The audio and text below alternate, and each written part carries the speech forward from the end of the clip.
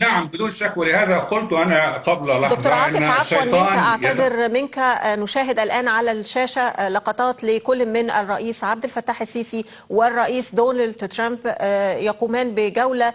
معا في حديقة البيت الأبيض. إذا ربما يعني المباحثات التي دارت داخل أروقة أو داخل جدران هذا البيت الأبيض، هذه المؤسسة السياسية المهمة التي على مدار سنوات يلتقي خلالها الرئيس الأمريكي بضيوفه من ساسة العالم،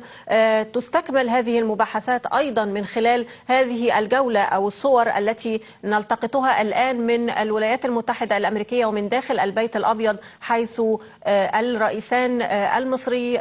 عبد الفتاح السيسي ودونالد ترامب، وهذه الجولة التي يستكملان فيها ربما مناقشة عدد من القضايا، كما تابعنا قبل قليل أيضا مشاهد للوفود المصرية والأمريكية داخل البيت الأبيض الأمريكي.